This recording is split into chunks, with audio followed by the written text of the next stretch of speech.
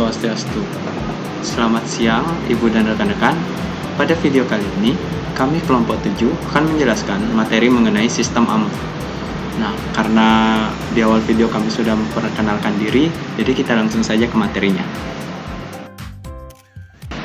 Yang pertama yaitu pengertian sistem AMONG. Nah, sistem AMONG ini merupakan salah satu sistem pendidikan hasil dari pemikiran Raden Mas Suwardi Suryaningrat yang lebih dikenal dengan nama Ki Hajar Dewantara, yakni Bapak Pendidikan Nasional. Sistem AMONG merupakan gagasan autentik putra bangsa yang digali dari kearifan lokal.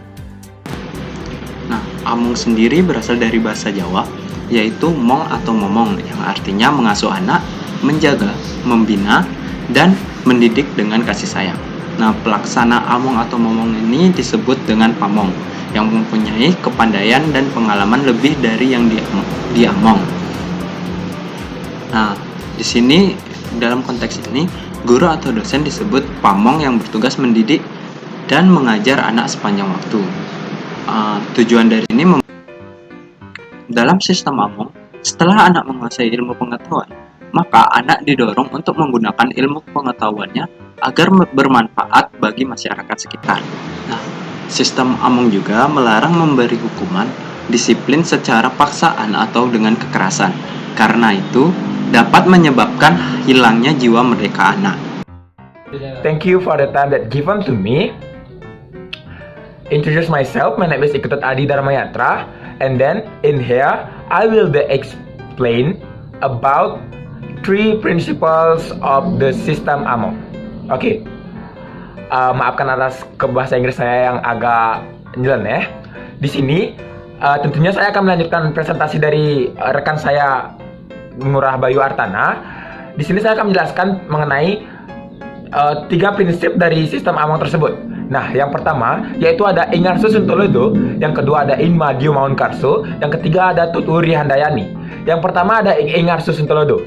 Ingarso Suntolodo ini berarti di depan menjadi teladan. Nah, di depan menjadi teladan di sini dimaksudkan adalah kita sebagai tenaga pendidik harus bisa menjadi teladan yang patut dicontoh oleh peserta didik. Selain itu, di saat kita menjadi peserta didik, di saat kita ingin menjadi teladan, maka dari itu kita harus memiliki sifat sikap yang baik. Lalu kita langsung kedua, yaitu Ing Madio Mangun Karso. Di sini itu berarti di tengah ikut membangun. Nah, hal yang dimasukkan di sini adalah yang di tengah-tengah itu juga ikut membangun untuk melengkapi dan juga membangun kekokohan dari sebuah bangunan tersebut. Yang dimana ini itu dijelaskan mengenai partisipasi dari peserta didik dan juga pendidik, tidak hanya ke bahan ajar saja, akan tetapi juga peserta didik yang memiliki keaktifan dan juga pendidik yang sangat antusias dalam mengajar dan lain-lainnya. Yang ketiga yaitu ada Tuturi Handayani. Nah, Tuturi Handayani di sini berarti di belakang memberikan dorongan atau motivasi. Nah, yang di sini dimaksud adalah di saat kita menjadi posisi yang paling belakang, di sini kita harus memberikan motivasi untuk ikut mendorong agar yang berada di depan maupun di tengah itu ikut termotivasi, terdorong agar tidak berhenti di pertengahan jalan ataupun yang lainnya.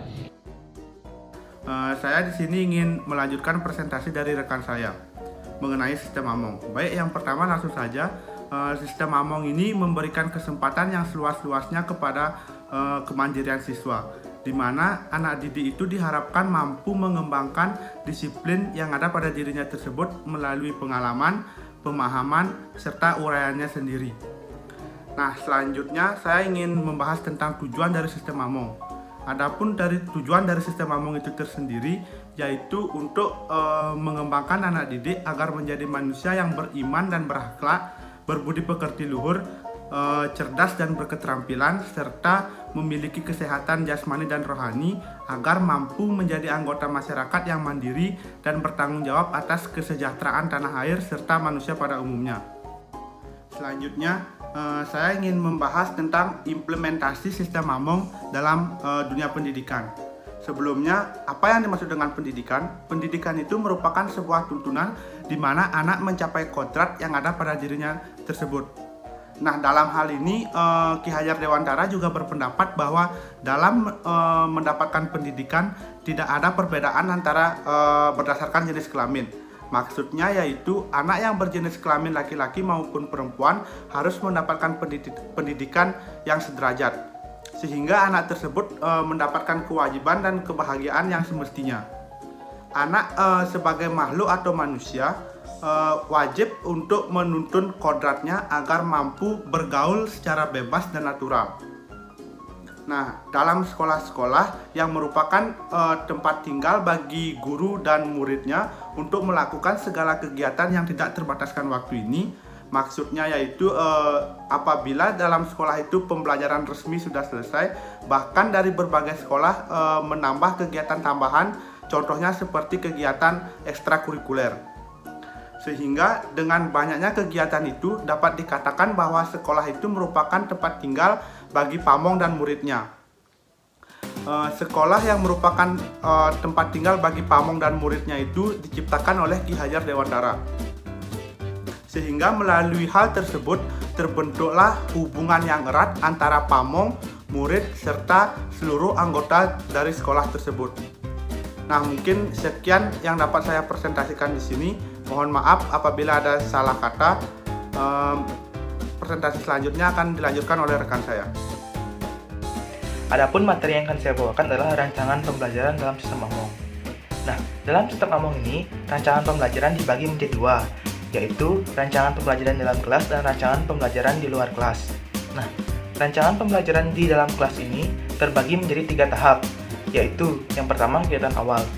Nah, kegiatan awal merupakan suatu tindakan bagi seorang guru pamong untuk menarik perhatian dari siswanya. Nah, hal ini digunakan agar siswanya itu mau nanti untuk mengikuti apa yang gurunya itu sampaikan. Terus, dalam pembelajaran awal ini, kita juga berisi dengan seperti doa, salam, absensi, dan juga guru itu sedikit mengulang mengenai pembelajaran atau materi-materi sebelumnya. Nah, tahap yang kedua, tahap kegiatan inti.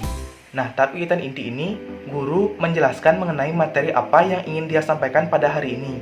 Nah, untuk melancarkan kegiatan inti ini, maka diperlukan sedikit rangsangan agar siswa itu mau untuk lancar belajarnya. Terus yang ketiga, kegiatan akhir. Nah, kegiatan akhir ini sama halnya dengan kegiatan evaluasi. Nah, kegiatan evaluasi ini kita lakukan agar kita itu tahu seberapa masukkah materi yang telah kita berikan kepada siswa tersebut. Selanjutnya, pembelajaran di luar kelas. Seperti yang kita ketahui, pembelajaran itu tidak hanya harus terjadi di dalam kelas. Pembelajaran itu boleh saja terjadi di luar kelas. Nah, misalkan nih ada seorang siswa yang merasa kebingungan atau kesulitan mengenai tugas-tugas yang telah diberikan kepada gurunya. Nah, siswa tersebut diperbolehkan untuk bertanya kepada gurunya. Nah, guru itu juga diperbolehkan untuk menjawab apa sih cara-cara atau langkah-langkah yang benar dan bagaimana cara biar bisa menghafalnya atau mengingatnya. Nah, selain itu, misalkan siswa tersebut ada sedikit gangguan di rumahnya. Nah, guru ini diperbolehkan juga untuk memberikan saran, memberikan motivasi agar siswa tersebut dapat tetap belajar walaupun ada beberapa gangguan di rumahnya. Jadi, kesimpulan dari materi yang telah kita bahas yaitu